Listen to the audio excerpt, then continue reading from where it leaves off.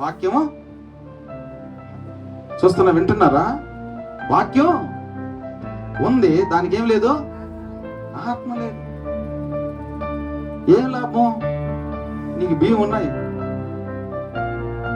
Gas లేదు, stove లేదు, ఏం లాభం నీకు? బియ్యం ఉండి ఏం లాభం? ఏమన్నా లాభమా? నాకు అక్కడ పెట్రోల్ ఉంది, బండి లేదు, బండి ఉంది, పెట్రోల్ లేదు, లాభమా? ఏం చేసుకుంటావు? నీ బండి ఎత్తుకోబోయే పెట్రోల్ లేకుండా.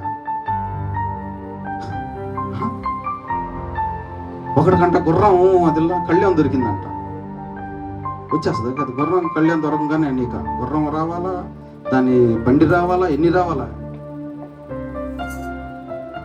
వాక్యం ఎవరు కాలేదు? నీ కాలేదా? బైబిల్ కాదు. ఓ అమ్మ 24 గంటలు టీవీల్లో, ఈ వాట్సాప్లో అన్నింటిలో వాక్యం వస్తా ఉంది.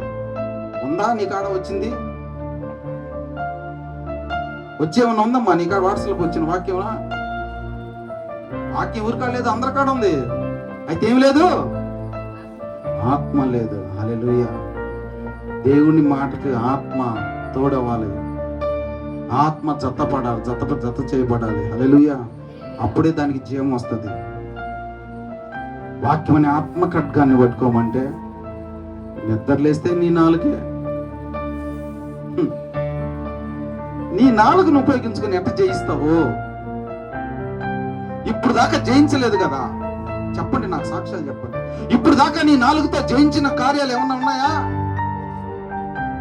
పోరాడతావు, మాట్లాడతావు, వాదన చేస్తావు, తగాదా వేస్తావు, ఏమన్నా సాధించుకున్నావా?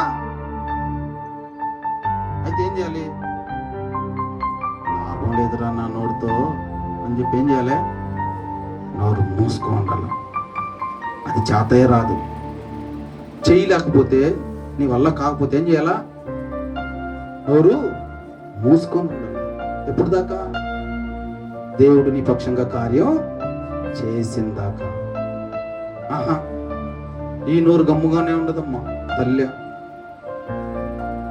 తగలబెట్టేస్తుంది, నాశనం చేసేస్తుంది. ఇక పక్కనోడికి ఆడ నీ నోరు తెరిస్తే, నీ నోట్లో ఎప్పుడైతే వాక్యం వస్తుందో అప్పుడు నువ్వు కరెక్ట్గా అన్నట్టు. నోరు తెరిస్తే దేవుని వాక్యం రావాలా ఆ సిచ్యువేషన్ లేక, ఆ పరిస్థితులకి. రాలేదంటే నువ్వు పాపంలో పడిపోతావు. షూర్. ఏ సందర్భంలోకైనా, ఏ సమస్యలకైనా, ఏ శోధనలోకైనా, ఏ రోగంలోకైనా, ఏ బలహీనతలోకైనా దేవుని యొక్క వాక్కు నీ దగ్గరకు వచ్చినప్పుడు, దేవుని యొక్క ఆత్మ నీకు అక్కడ పరిచయం చేసినప్పుడు, ఆ కార్యంలో అప్పుడు ఏ సమయంలో ఏం చేయాలో, నీకు ఎలా మాట్లాడాలో నీకు బోధిస్తుంది, నిన్ను పరిశుద్ధపరిచేస్తుంది. అంతే, లాగేస్తుంది పానీది. హల్లెలూయా.